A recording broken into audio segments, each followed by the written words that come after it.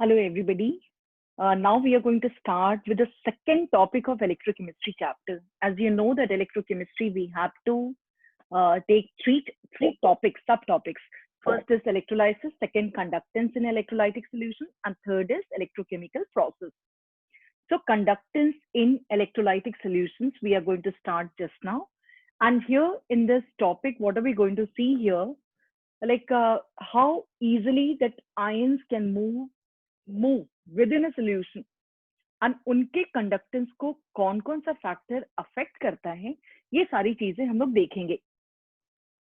Start करने से पहले एक चीज देख लें हम लोग, what exactly conductance. Conductance means free flow of electricity we are saying.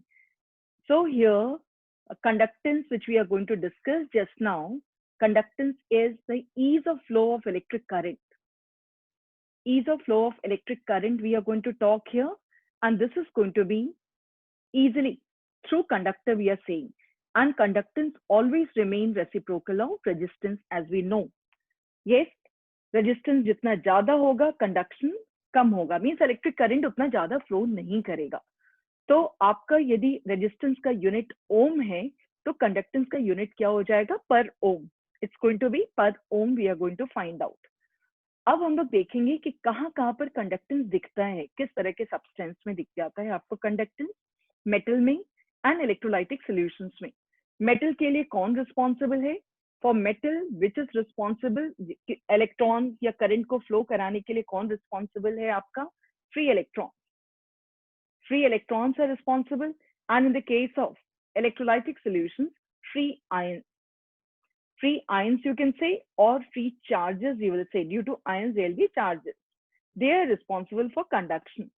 अब यहाँ पर एक चीज और देखना है, मेटल वाली चीज हम लोग को डिस्कस नहीं करनी है डिटेल में, ये फिजिक्स में आपका. इलेक्ट्रोलाइटिक सॉल्यूशंस, क्योंकि केमिस्ट्री में ज्यादा हम लोग सोल्यूशन, सारे सोल्यूट जो हैं वो सोल्यूशन फॉर्म में मैक्सिमम लेकर आते हैं और उसी से कंडक्शन चेक करने की कोशिश करते हैं, भले वो इलेक्ट्रोलाइसिस हुआ या इलेक्ट्रोकेमिकल प्रोसेस हुआ. तो ये जानना हम लोग को बहुत जरूरी है कि इलेक्ट्रोलाइटिक सॉल्यूशंस में जहां इलेक्ट्रोलाइट सॉल्वेंट के साथ डिसॉल्व है, वो कैसे कंडक्टेंस को अफेक्ट करता है, उसके कौन कौन से बिहेवियर कंडक्टेंस को अफेक्ट करते हैं. तो इसके पहले इलेक्ट्रोलाइटिक सॉल्यूशंस पर जाएंगे. एक बहुत ही इंपॉर्टेंट चीज है इस मेटल एंड इलेक्ट्रोलाइटिक सॉल्यूशंस में जो फैक्टर अफेक्ट करते हैं, एक है टेम्परेचर. ये क्वेश्चन हर समय हम लोगों को रहता है कि what is the effect of temperature on conductance in metal. Effect of temperature on conductance in metal, पहले ये देख लें हम लोग जरा सा.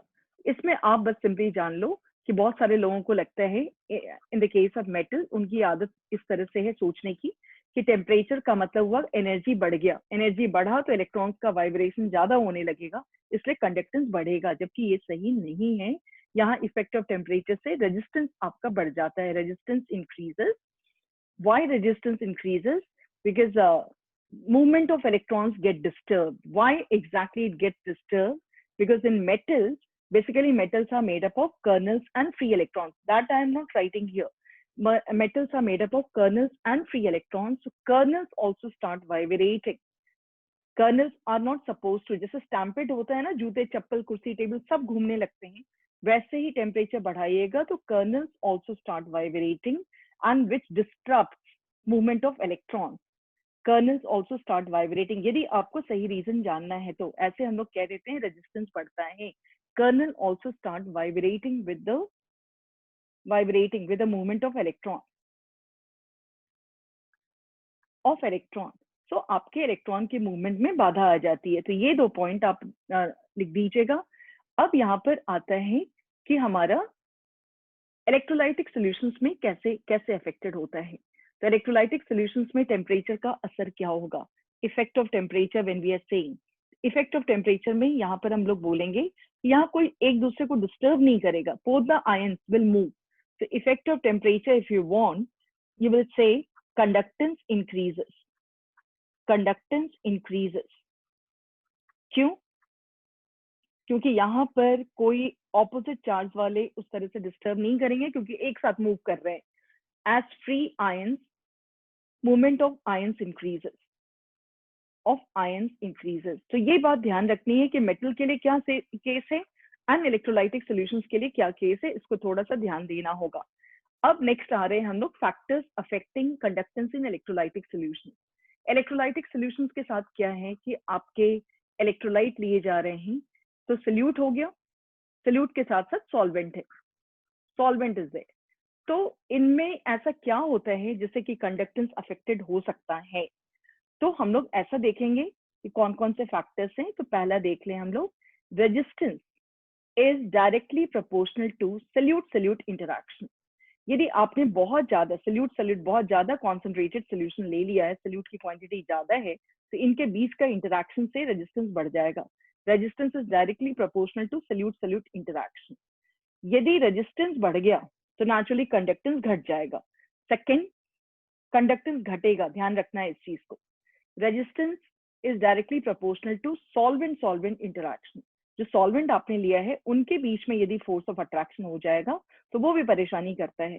तो सॉल्वेंट सॉल्वेंट इंटरैक्शन हम लोगों ने बोला। थर्ड जो है, which is also very important here, resistance directly proportional to solute solvent interaction. ये सारी चीजें जो हैं इनके सल्यूट सल्यूट ये सब इंटरनल प्रॉब्लम करते हैं जिसकी वजह से आपका कंडक्टेंस अफेक्टेड होता है। ये बात को हमको समझनी होगी, ठीक है। अब आ जाते हैं हम लोग मेनली रेजिस्टेंस। जिस इलेक्ट्रोलाइटिक सॉल्यूशंस में, इलेक्ट्रोलाइटिक सेल में हम लोग सॉल्यूशन को रखते हैं, तो इसका डायमेंशन कैसे अफेक्टेड होता है, ये कैसे कंडक्टेंस को अफेक्ट करेगा जिस कंटेनर में रख रहे हैं। मेटल के साथ ये प्रॉब्लम नहीं है, बिकॉज मेटल का डायरेक्ट आप इलेक्ट्रिसिटी पास कराने की कोशिश करते हो। यहाँ के केस में है क्या कि सोल्यूशन आपको सेल में लेना ही होगा। तो वैसे केस में रेजिस्टेंस यहाँ पर जो हम लोगों ने बताना है, it is directly proportional to length, right. Length से कहने का है ये या तो इसके डायमेंशन की बात करता है या डिस्टेंस बिटवीन इलेक्ट्रोड्स की बात करता है, length between electrode, and inversely proportional to area of cross section जो नीचे है आपका। इन दोनों को मिला करके resistance is directly proportional to L by A, and proportional sign को हम लोग हटा देंगे तो रेजिस्टिविटी आ जाएगा कांस्टेंट वैल्यू, ठीक है। ये आपके एक्सप्रेशन आ जाते हैं न्यूमेरिकल के लिए। अब ये कांस्टेंट और प्रोपोर्शनलिटी की जगह पे जो हमने कांस्टेंट वैल्यू लाया, इसको रो कहते हैं, rho, and this is named as resistivity और स्पेसिफिक रेजिस्टेंस, ठीक है। ये बात को ध्यान रखनी है। अब हम लोग आगे बढ़े, ये रेजिस्टिविटी को डिफाइन कैसे करेंगे, resistivity of a substance, because we wrote here R is equal to resistivity into L by A। यदि ये आपका 1 सेंटीमीटर हम लोग ले लें और ये 1 सेंटीमीटर स्क्वायर ले लें, तो आपका रेजिस्टिविटी रेजिस्टेंस के बराबर हो जाएगा। तो resistivity for a substance, it is resistance when it 1 metre और सेंटीमीटर। केमिस्ट्री में सेंटीमीटर ज्यादा यूज होता है because substances that's of very small size. So 1 meter or 1 centimeter long and area of cross section is 1 meter square. इसको ऐसे भी हम लोग डिफाइन करते हैं, it is resistance of 1 cubic centimeter solution. Cubic centimetre solution, जहां पर उतने सोल्यूशंस रह सकते हैं वॉल्यूम के सेंस में हम लोग रिप्रेजेंट करें तो। अब आप आ जाइए कि रेजिस्टिविटी का रेसिप्रोकल कंडक्टिविटी होगा। This is indicated by kappa sign 1 by rho. इसको हम लोग कंडक्टिविटी बोलते हैं, साथ साथ स्पेसिफिक कंडक्टेंस भी बोलते हैं, ठीक है। कंडक्टिविटी ऑफ मटेरियल, यहाँ पर क्या यूनिट क्या हो जाएंगे, क्योंकि रेजिस्टिविटी का हम लोग देखने की कोशिश करें कि what resistivity unit that is shown here. Resistivity का यूनिट एक बार ये हम लोग चेक करें, L by A का सेंटीमीटर पर centimetre, L by A will be पर सेंटीमीटर, एंड ये आपका ओम है। तो ओम और ये पर सेंटीमीटर इस तरफ नीचे की तरफ आएगा, तो that is going to be centimetre. तो ये आप इस तरह से कह सकते हो, ohm centimetre is the unit, और मीटर, ओम सेंटीमीटर या ohm metre is the unit of resistivity हम लोग बोलने की कोशिश करेंगे, ठीक है। अब आइए कंडक्टिविटी ऑफ मटेरियल, या इस वाले केस में जब आप इसको प्रेजेंट करने की कोशिश करोगे तो यहाँ पर हम लोग ऐसे लिख सकते हैं, conductance is equal to kappa divided by cell constant, ऐसे जाएगा ये एक्सप्रेशन, क्योंकि आप लिख करके आ रहे हो R is equal to resistivity into cell constant, ठीक है। हम R की जगह पे यदि 1/c कर लें या C R की जगह पे लिया जाएगा तो सब रेसिप्रोकल आ जाएगा, इस तरह से जाएगा। When this is 1 meter long and area of cross section 1 meter square, इसके यूनिट क्या जाएंगे, कप्पा के यूनिट क्या रहेंगे, पर ओम पर सेंटीमीटर, एंड इस पर ओम को साइमन भी बोलते हैं, Simon per centimetre. This is your kappa here. Now, magnitude of conductivity varies with a great deal and depends on nature of the material. तो conductivity है वो depend करता है nature of the material. It also depend upon temperature and pressure at which measurement are made. ये ध्यान रखना होगा। अब आ जाइए जरा सा थोड़ा सा स्पेसिफिक हो जाए। Molar conductivity, what is this molar conductivity indicated? ये आप देख लो कि इसको इन्वर्टेड लैम्डा से हम लोग रिप्रेजेंट करते हैं। मोलर कंडक्टिविटी का मतलब हो गया कि एक इलेक्ट्रोलाइटिक सॉल्यूशंस में आपका कॉन्सेंट्रेशन वॉल्यूम कुछ भी हो, लेकिन कॉन्सेंट्रेशन शुड बी 1 मोल पर लीटर, ये रहना चाहिए। तो इसके बारे में कहा जाता है it is conductivity of V cubic centimeter solution containing 1 molar electrolyte। 1 molar electrolyte की बात करेंगे हम लोग, ठीक है। तो इसके एक्सप्रेशन क्या आएंगे, हम लोग इसको कैलकुलेट करेंगे तो expression will be coming as what 1000/c mole करके, या kappa into 1/m also we can put here. Unit क्या जाएंगे यहाँ पर, this was siemens centimetre, siemens per centimetre थे, और ये आपका जो लीटर मोल पर लीटर जाएगा ये चीज, तो ये 1000 क्यूबिक सेंटीमीटर हो गया, तो into centimetre cube and this is your mole. तो आपके पास आ जाएगा साइमन सेंटीमीटर स्क्वायर पर मोल। ये बात को ध्यान रखिएगा। This is the unit and units and all that is normally asked, ठीक है। अब हम लोग आ रहे हैं यहाँ पे मोलर कंडक्टिविटी का जो डेफिनेशन है, आप देख लो जो अभी हमने आपको बोला है, dissolve in and this is the expression here, m is molarity, इसके यूनिट आपको दिखाए गए हैं। इसी तरह से इक्विवेलेंट कंडक्टिविटी होता है। इक्विवेलेंट कंडक्टिविटी आपका मोल्स की बात नहीं करेगा, ये बात करेगा 1 नॉर्मल रहना चाहिए, मींस मोलारिटी की जगह पे नॉर्मेलिटी रहनी चाहिए। ये आपका सिलेबस में नहीं है, बस जनरल इंफॉर्मेशन के लिए आपको दे दिया गया है। अब एक क्वेश्चन हम लोग प्रैक्टिस करते हैं। क्वेश्चन प्रैक्टिस करेंगे तो अब तक जितने फॉर्मूला हम लोगों ने पढ़ा उसके रिवीजन हो जाएंगे। तो हर बार आप सोच के चलना कि न्यूमेरिकल जब भी हम लोग कर रहे हैं तो हम लोगों का मेन मकसद है कॉन्सेप्ट समझना, और न्यूमेरिकल्स आप करोगे तो कॉन्सेप्ट और क्लियर हो जाएगा। तो और साथ साथ टॉपिक के साथ साथ आप करते हो तो क्लैरिटी ज्यादा होती है। जैसे यहाँ देखिए resistance of a conductivity cell, वही जो इलेक्ट्रोलाइटिक सेल हमने बोला, C यहाँ पर 0.1 मोल पर लीटर है कॉन्सेंट्रेशन इलेक्ट्रोलाइटिक सेल का, एंड रेजिस्टेंस आपका 100 ओम है। जैसे जैसे वैल्यू आप पढ़ पाते हो वैसे वैसे लिखते चले जाइए। यहाँ क्या कहते हैं कि सेल सेम है, means 2 experiment that is done here. Question को अच्छे से हम लोग समझ लें। 2 एक्सपेरिमेंट किया गया।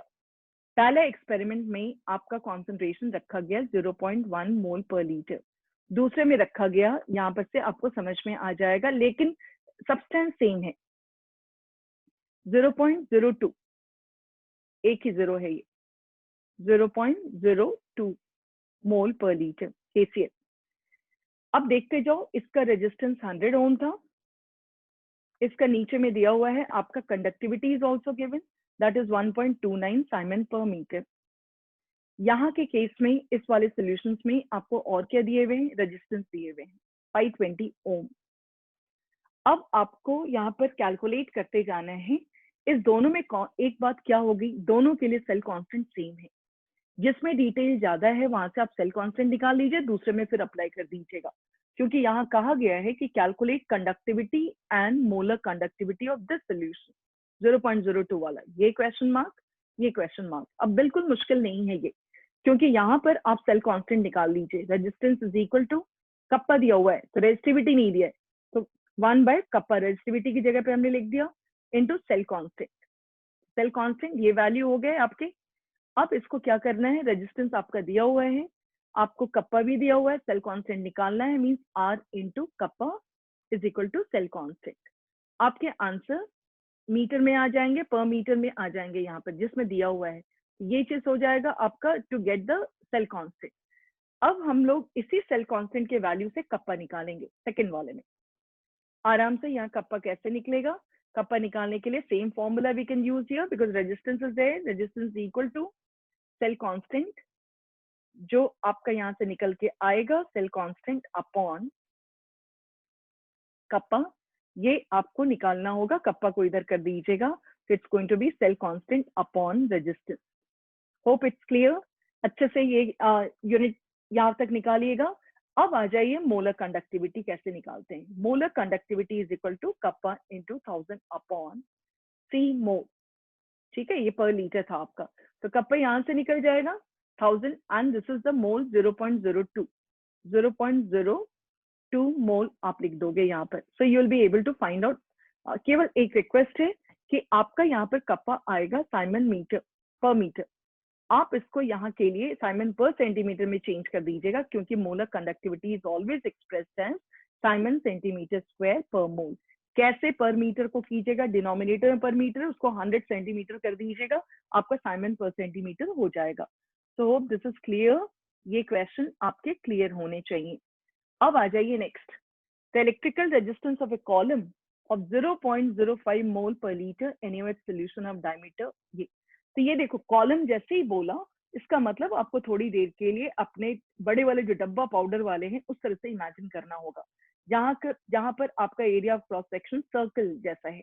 ठीक है, यहाँ क्या क्या बोला है इन्होंने, क्या क्या दिया है उसको देख लें हम लोग एक बार। कॉन्सेंट्रेशन 0.05 मोल पर लीटर, ये बात बोला। डायमीटर दिया हुआ है, because we will be needing looking for radius. तो डायमीटर आपका 1 सेंटीमीटर है, तो रेडियस आपके हो जाएंगे 0.5 सेंटीमीटर। वो कैसे आया, वो 1 divided by 2. This is here, length is 50 centimeter and resistance is 5.55 into 10 to the power 3 ohm. ठीक है, आपको रेजिस्टिविटी निकालना है, तो कैसे हम लोग कर लें। रेजिस्टेंस फॉर्मूला मालूम है हम लोगों को, देखो कितने प्रैक्टिस हो जा रहे हैं सारे फॉर्मूला, जो 3 फॉर्मूला हम लोगों ने किया है वहां पर। Resistivity into cell constant. ठीक है, रेजिस्टेंस आपका दिया हुआ है, how much it is 5.55 into 10 to the power 3 and resistivity आप यहाँ कीजिएगा, L cell constant is L by A, L is 50 and A अब क्या होगा, A is pi r square, circular है ना ये area, so this is your 3.14 into R जो आपने निकाला है 0.5 स्क्वायर। इससे आपको रेजिस्टिविटी आराम से निकल जाएगा। Once that resistivity taken out, there is kappa here which is equal to 1 upon resistivity, ये वैल्यू।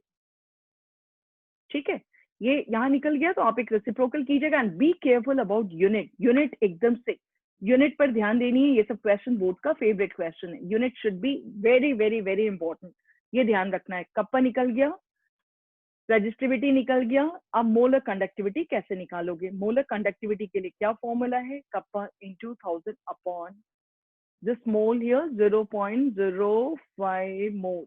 ठीक है, ये आप निकाल लीजिएगा वैल्यू, कोई परेशानी नहीं। ठीक है, this is clear to us. अब आप देखिए बेटा, एक जनरल एक डिस्कशन, नेचर ऑफ इलेक्ट्रोलाइट पे डिपेंड करेगा कंडक्टिविटी।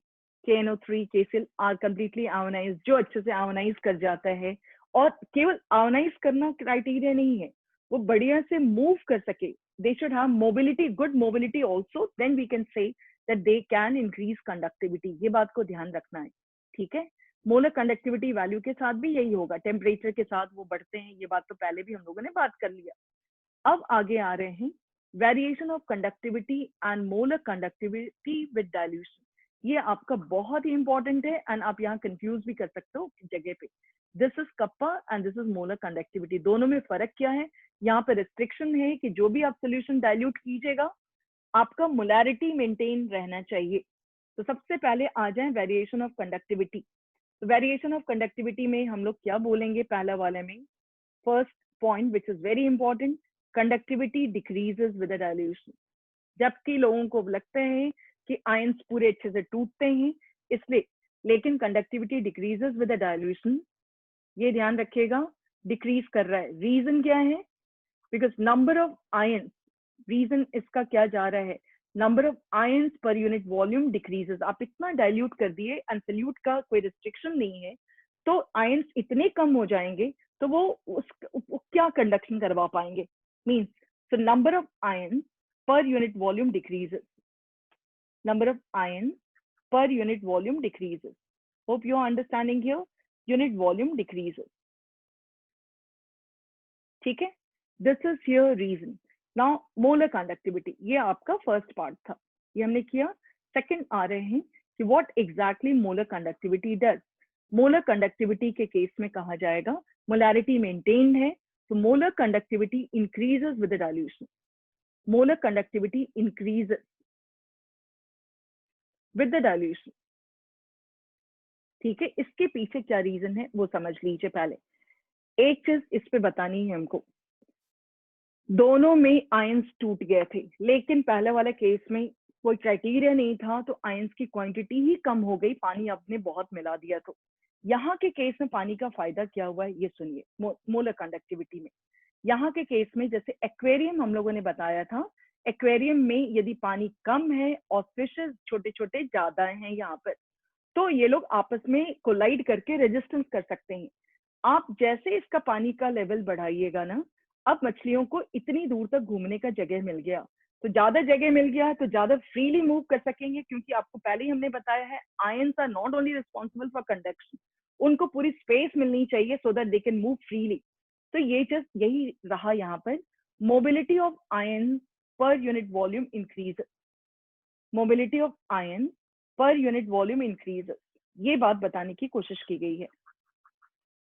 ठीक है, hope you will understand this part. Board में क्वेश्चन आता है तो बेटा ऐसे ही आप लोग लिखा कीजिएगा. ठीक है, नेक्स्ट आ जा रहे हैं हम लोग यहाँ पर. इसको एक्सप्लेन करने के लिए मोलर कंडक्टिविटी को स्पेशली कौन से साइंटिस्ट आगे बढ़ के आए, डिबाय, हकर्स, ऑनसाजर. लेकिन ये सारी बात समझने के लिए हम लोग को थोड़ा सा एक और चीज समझना होगा कि जिससे आप कंडक्शन का एक्सपेक्ट कर रहे हो वो है इलेक्ट्रोलाइट, जिसको आयंस में टूटने की आदत है. ये आपके पास स्ट्रॉन्ग इलेक्ट्रोलाइट भी होते हैं एंड वीक इलेक्ट्रोलाइट भी होते हैं. स्ट्रॉन्ग एंड वीक में फर्क क्या है? Strong dissociates into ions easily, dissociates completely into ions easily. ठीक है, आराम से, जैसे NaCl है, पानी में डाला एक्वस, पूरा टूट जाएगा Na+ एंड Cl- में. इसके साथ वीक इलेक्ट्रोलाइट के साथ क्या है? वीक इलेक्ट्रोलाइट में बहुत पानी डालिएगा तब जाकर के ये थोड़ा सा टूटने का एहसान करेगा. So weak electrolyte and they attain equilibrium also, state also, टूटा फिर वापस भी होने लगता है. So what are we going to say here? They dissociate to some extent only at maximum dilution.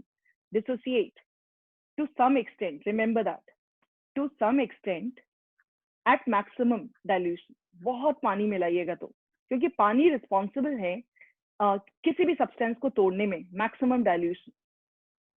ठीक है, अब इस स्ट्रॉन्ग के लिए ग्राफिकली इसको डिबाय हकर्स ने समझाने की कोशिश की बाय मेकिंग दिस फॉर्मूला.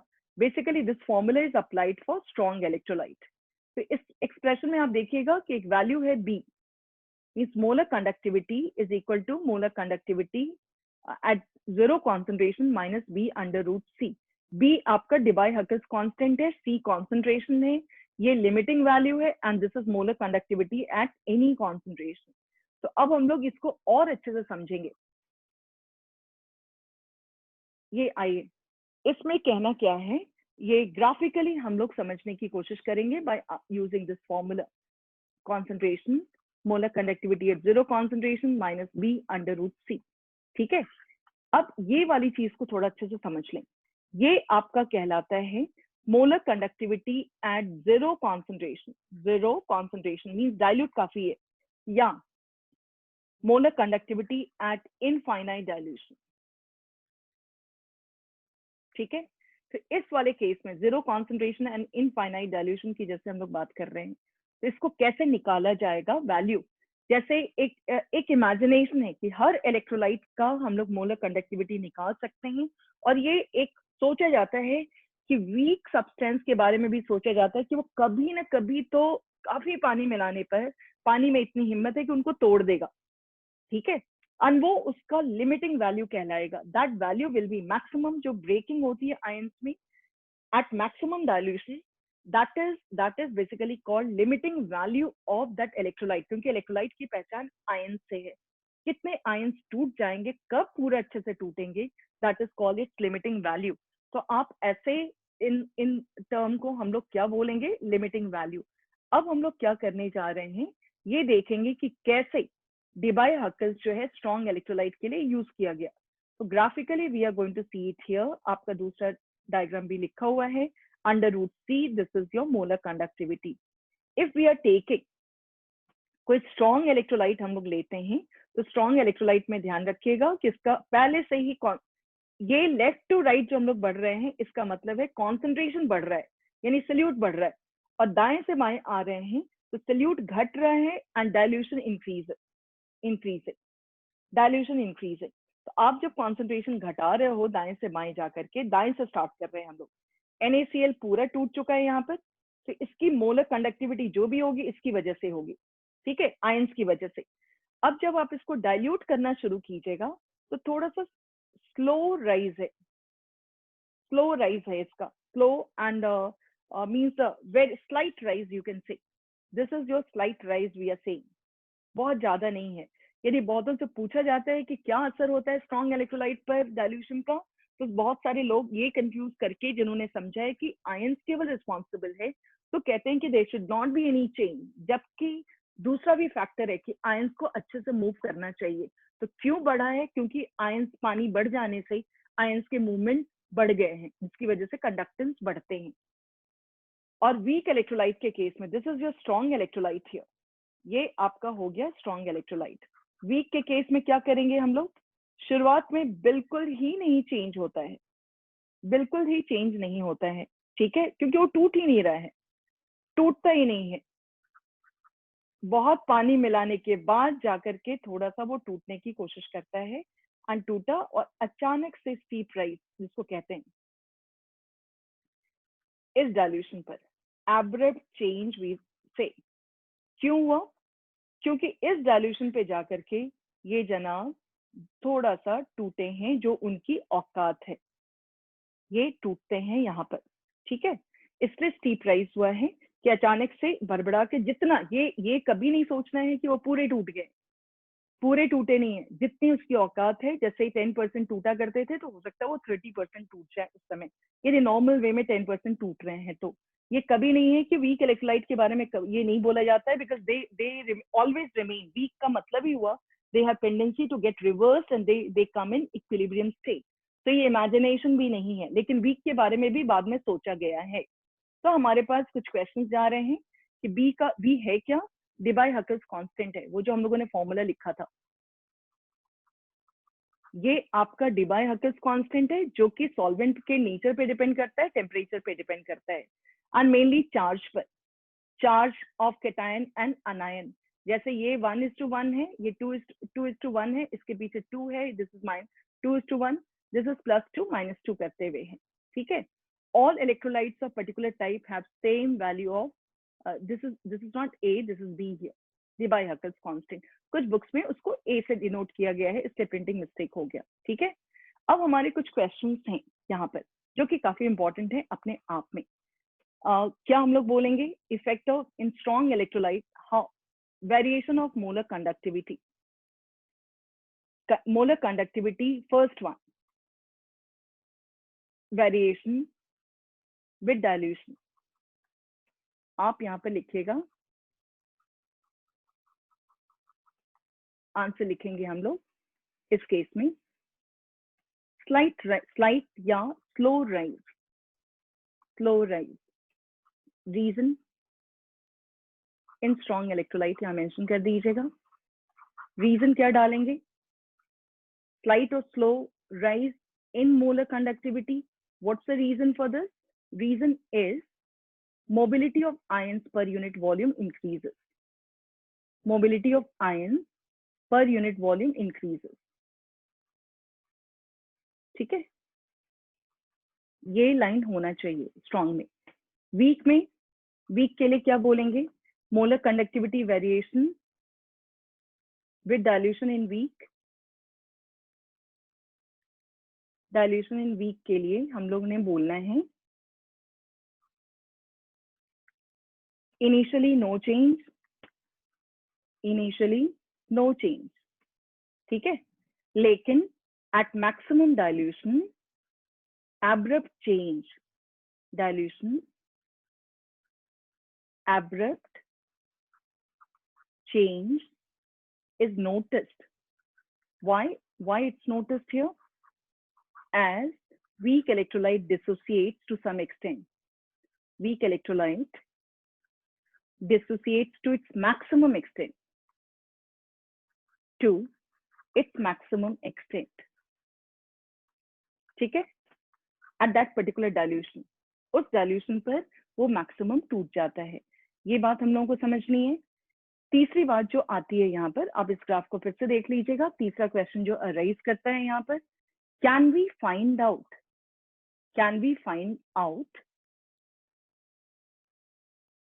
ये हम लोग इस बात को समझ लें, can we find out molar conductivity, question, find out limiting value of strong and weak electrolyte, strong and weak electrolyte, ये पूछा जाता है हमारे से। तो हम लोगों ने कहना क्या है, आप देख लो यहाँ पर। For strong electrolyte it is possible, ये strong electrolyte extrapolation करके, क्योंकि यहाँ तक तो इंस्ट्रूमेंट से आ जाएगा, by extrapolation. What are we going to say? For strong electrolyte it can be done. For strong electrolyte by extrapolation of the curve. कैसे करेंगे हम लोग, क्या लिखेंगे? By extrapolation, ये ध्यान देना है, of the curve drawn in between molar conductivity and इसके versus जो हम लोग ड्रॉ कर रहे हैं। ठीक है, क्या ये चीज हमने लिखा for strong electrolyte। weak electrolyte के लिए बोलेंगे not possible। for weak electrolyte it is not possible, not possible, वजह ग्राफ आपके पैरेलल जाएंगे, as graph goes parallel to y-axis। ये अच्छे से लिख लीजिएगा इस चीज को, क्योंकि ये 4 क्वेश्चन जो बनते हैं ये अपने आप में बोर्ड पॉइंट ऑफ व्यू से इंपॉर्टेंट है। ठीक है, ये हम लोगों ने 4 क्वेश्चन डिस्कस किया। अब क्या कहना है यहाँ पर, आप अब समझिए। लिमिटिंग वैल्यू आपके स्ट्रॉन्ग इलेक्ट्रोलाइट के तो निकल गए। For strong electrolyte we can get here easily. For strong we can find out from graph for strong. ठीक है, लेकिन वीक के लिए क्या होगा? वीक के लिए बिल्कुल मुश्किल हो रही है। वीक के लिए भी तो लिमिटिंग वैल्यू, आखिर वीक है लेकिन एक इमेजिनेशन तो होना चाहिए फॉर वीक इलेक्ट्रोलाइट।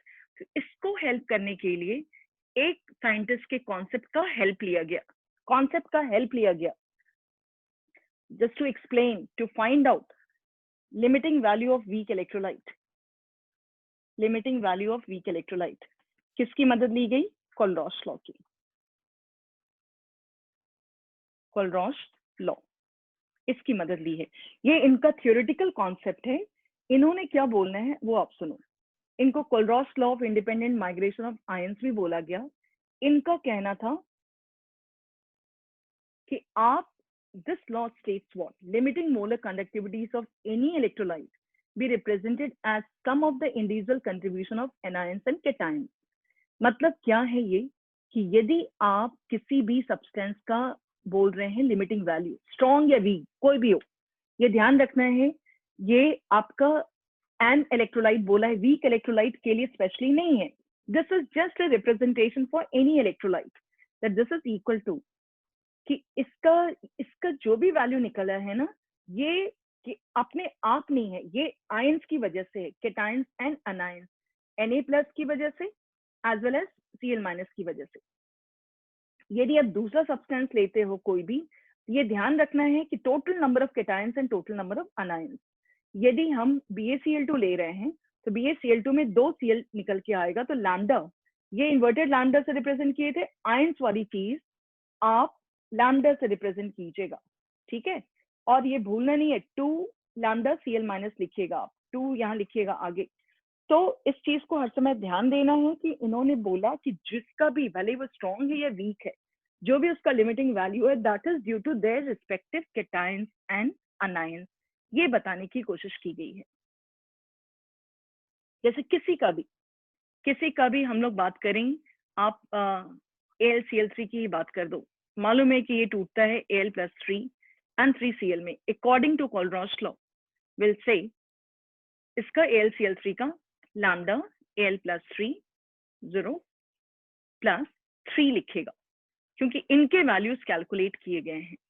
तो ये आपको समझ में आ रही होगी। अब एक चीज आप सुन लो, कोलरॉश लॉ की मदद कैसे ली गई। स्ट्रॉन्ग इलेक्ट्रोलाइट के वैल्यूज निकल गए, उन स्ट्रॉन्ग इलेक्ट्रोलाइट के वैल्यूज का इस्तेमाल करके वीक इलेक्ट्रोलाइट में यूज किया जाता है। स्ट्रॉन्ग इलेक्ट्रोलाइट की वैल्यू इस्तेमाल की जाती है वीक इलेक्ट्रोलाइट का वैल्यू निकालने में। जैसे ही कहते हैं ना कि जो प्रिविलेज्ड वन है उनसे टैक्सेस लेकर के वीकर सेक्शन को मदद की जाती है एक फॉर्मूला के तहत। तो वैसे ही यहाँ पर आपका स्ट्रॉन्ग से मदद किया जाता है वीक का। एक सिंपल से कह रहे हैं कि calcium chloride and magnesium sulphate का कैसे निकालिएगा, कौन सी फॉर्मूला चलेगा, CaCl2 this is equal to lambda Ca+2। ये डेटा आपके क्वेश्चन पेपर में दिया रहेगा, ध्यान रखना ये। उसी तरह से MgSO4 का कैसे निकालेंगे, लैम्डा Mg+2 0 यहाँ पर SO4-2, ठीक है, ये वैल्यू आपके आएंगे। नेक्स्ट हम लोग आएंगे कि वीक इलेक्ट्रोलाइट का हाउ, ये क्वेश्चन को आप अभी देखिए यहाँ पर NaCl, HCl एंड sodium acetate they are strong electrolyte, इनके वैल्यूज दिए गए हैं। अब देखना कि एसिटिक एसिड का कैसे निकाला जाता है मोलर कंडक्टिविटी। अभी हमने आपको बोला ना, कोलरॉश लॉ ने जो बात बताया है वो स्ट्रॉन्ग के लिए भी है वीक के लिए। स्ट्रॉन्ग के वैल्यूज को उठा करके वीक में डाले जाएंगे। तो सबसे पहले हम लोग कोलरॉश लॉ के हिसाब से लिखना शुरू करें। This is NaCl limiting value is equal to lambda Na+Cl- and ये this value is 126.4 siemens centimetre square per mole, ठीक है। फिर इसके बाद आपका HCl लैम्डा H+Cl- एंड ये वैल्यू आपका कितना जा रहा है 425.9 Simon centimetre square per mole, ठीक है। यहाँ पर फिर आ रहा है हम लोगों का लैम्डा सोडियम एसिटेट CH3COONe, ये आपका जाएगा lambda CH3COO- plus lambda Na plus, and this value is 91.0 Simon centimeter square per mole। सही है। अब इनका हम क्या करें, ये तीन इक्वेशंस हो गया, ये तो ग्राफ से निकाल लिया गया। इन तीन इक्वेशंस का क्या करना चाहिए जिससे कि CH3COH का निकल जाए। तो this is also equal to, इसके भी मोलर कंडक्टिविटी क्या है आपके, CH3COH is equal to lambda CH3COO- plus lambda H+ion। ये चीज आपको दिख रहा होगा, ये वैल्यू। अब इन तीनों के साथ क्या करें जो ये एक्सप्रेशन आ जाए, ये वाली एक्सप्रेशन। तो आप देख सकते हो CH3CO- चाहिए थर्ड वन, एंड ये दोनों चीज चाहिए, सेकंड प्लस थर्ड कर देते हैं, माइनस फर्स्ट करेंगे तो you'll be left with only this expression. क्या लिखा हमने, सेकंड प्लस थर्ड -1 कर दीजिएगा, तो वैसे ही सेकंड 425.9 प्लस थर्ड 91 -126.4, तो आपके आंसर आ जाएंगे इसका साइमन सेंटीमीटर स्क्वायर पर मोल। अच्छे से कैलकुलेट कर लीजिएगा। यहाँ देखिए आपसे क्या कहा जा रहा है, find out molar limiting value of water because water is also weak electrolyte. अब अपने दिमाग लगाइए कि आखिर जैसे CH3COH के लिए 3 था सॉल्ट, वैसे ही वाटर के लिए कैसा रहेगा। तो सबसे पहले कोलरॉश लॉ के हिसाब से आप इसका एक्सप्रेशन लिख डालो, H+ and this is OH-, ये लिखा। अब ये हम लोग कैसे निकालने जा रहे हैं वाटर का कोलरॉश लॉ के हिसाब से। दिस सेज व्हाट, कौन कौन से सब्सटेंस जो H+ दे सके OH- दे सके, तो हम लोग HCl ले सकते हैं। HCl स्ट्रॉन्ग इलेक्ट्रोलाइट ही लेना होगा, लैम्डा H+Cl-, ठीक है। और OH देने वाला कोई NaOH, lambda Na+, lambda OH-, ठीक है।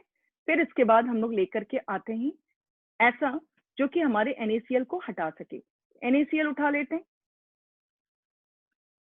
तो ये बात ये लिख करके आपको बता देनी है, ध्यान रखना है इस पर। 3 इक्वेशंस आ गए, first, second and this is third. क्या करें हम लोग, किसको किससे कैंसिल कर दें हम लोग, H plus and this is what we need OH minus. First plus second minus third कर देते हैं हम लोग, first plus second minus third कर दें तो आपका ये एक्सप्रेशन आ जाएगा। Hope this is clear. अब एक और क्वेश्चन देख लो आप, conductivity of this one is this particular part, calculate its dissociation constant। ये क्वेश्चन करने से पहले आपको एक चीज का idea they the, significance of Kohlrausch law, एक नोट्स आप बना लीजिएगा। सिग्निफिकेंस ऑफ कोलरॉश लॉ, उससे क्या फायदा हुआ। अब ये नहीं बोलिएगा डेफिनेशन में कि ये it's only for weak electrolyte, ये किसी के लिए भी है। वीक को फायदा हो गया, वीक को फायदा हो गया है। पहला, determination of limiting value of weak electrolyte, value of weak electrolyte, ये तो समझ में आ गई कैसे हुआ है। दूसरा, calculation of degree of dissociation, calculation of degree of dissociation of weak electrolyte, कितना टूटा वो, कितना परसेंटेज में टूटा of weak electrolyte, क्योंकि वो पूरे टूटते नहीं है तो कितने टूटे हैं स्ट्रॉन्ग से नहीं पूछा जाता है। Represented by alpha molar conductivity at any concentration divided by limiting value. And ये आपको पता है कि इसका फॉर्मूला हम लोग को मालूम है पहले से, 1000/m, ये इस तरह से निकाला जाएगा बार बार। थर्ड ऑप्शन, वीक इलेक्ट्रोलाइट के साथ आपको अच्छे से मालूम है कि ये क्या होता है इसमें कि दे अटेन इक्विलिब्रियम स्टेट, तो वहां पर इक्विलिब्रियम कांस्टेंट भी आ जाएंगे, निकाले जाएंगे। कैलकुलेशन ऑफ, जिसको हम लोग डिसोसिएशन कांस्टेंट बोलते हैं, कैलकुलेशन ऑफ डिसोसिएशन कांस्टेंट, जहां भी इक्विलिब्रियम आता है आप ये एक्सप्रेशन निकाल सकते हो, Kc is equal to alpha square C divided by 1 minus alpha, ये निकल जाएगा ना, यहाँ पुट कर दीजिएगा। C is your molar concentration। तो ये आपका एक साथ नोट्स लिखा हुआ है। यहाँ पर इन लोगों ने पूछ दिया है वही चीज, जब आपके मोलर कंडक्टिविटी दिए हुए, ये दिया हुआ है, ठीक है, ये आपके कप्पा हैं, ये कॉन्सेंट्रेशन हो गया, they are asking Kc, Kc is equal to alpha square C divided by 1 minus alpha। जब बहुत डिफिकल्ट कैलकुलेशन हो डिनोमिनेटर में, अल्फा आप इग्नोर कर सकते हो, ठीक है, अल्फा नहीं है यहाँ पर, अल्फा के लिए आप ये एक्सेप्ट करोगे। ये नहीं दिया हुआ है, कप्पा इंटू 1000/m कर लीजिएगा, और ये वैल्यू आपका 390.5 है। अब एक बार अल्फा निकल गया, you put it over here, you will get Kc, Kc निकल जाएगा आराम से, ठीक है। अब यहाँ पर आ जाइए कि कंडक्टिविटी ऑफ 0.025 मोल पर litre methanoic acid is this much, ये कंडक्टिविटी हो गया, ये कॉन्सेंट्रेशन हो गया। आपसे डिग्री ऑफ डिसोसिएशन पूछ रहा है एंड डिसोसिएशन कांस्टेंट, और यहाँ पर आयंस का इन्होंने कंडक्टिविटी दिया हुआ है। हम लोग पहले डिग्री ऑफ डिसोसिएशन का फॉर्मूला क्या लिखें, this value upon this value. इसके लिए, इस वाले के लिए क्या लिखे हम लोग, kappa into 1000/c, and this is your, this is here, इसको कैलकुलेट कर लें, lambda H plus ion plus HCO minus, ठीक है। ये कप्पा आपका दिया हुआ है 46.1 into 1000 upon 0.025 divided by this H is 349.6 plus 54.6 कर लीजिएगा, तो अल्फा निकल जाएगा। अल्फा एक बार जब निकल जाता है तो Kc निकाल लेते हैं हम लोग, कैसे, अल्फा स्क्वायर C, कॉन्सेंट्रेशन तो आपको मालूम है 1 माइनस अल्फा। काफी प्रैक्टिस, आंसर तक, ये आपका एक्सरसाइज क्वेश्चन था, आंसर तक निकालने की कोशिश कीजिएगा, ठीक है। इसी तरह से ये भी वैल्यू है आपका, कॉन्सेंट्रेशन कप्पा दिया हुआ है, मोलर कंडक्टिविटी निकालना है, एंड तो ये डिसोसिएशन कांस्टेंट निकल जाएगा, you will be able to find out. So do it, फिर से आपको याद दिला दें, alpha square C 1 minus alpha, ये वैल्यू आपके दिए गए हैं। अल्फा के लिए molar conductivity at any concentration 0, ये वैल्यू दिया हुआ है। फिर इसको कैसे निकालिएगा, कप्पा इंटू 1000/मोलर, दिस वैल्यू 390.5। तो ये अल्फा एक बार निकल गया तो ये put it over here, get the Kc। Alpha निकल जाने के बाद वो जो 3 सिग्निफिकेंस हैं, होप आपको ये सारा चीज कंडक्टेंस वाले समझ आएगा। इसी में से, इतने में से ही हम लोग को क्वेश्चंस बोर्ड में आते हैं, ये बेसिक भी आपकी क्लैरिटी होगी। इसके बाद एनसीईआरटी के लाइंस और आप पढ़ लीजिएगा, it's going to be 100% in your hand, आराम से हो जाएगा, इसके लिए कोई परेशानी ही नहीं है, ठीक है। सो पूरी कंप्लीट कीजिए, नेक्स्ट वाले में हम लोग इलेक्ट्रोकेमिकल सेल लेकर के आएंगे नेक्स्ट वीडियो में। Thank you.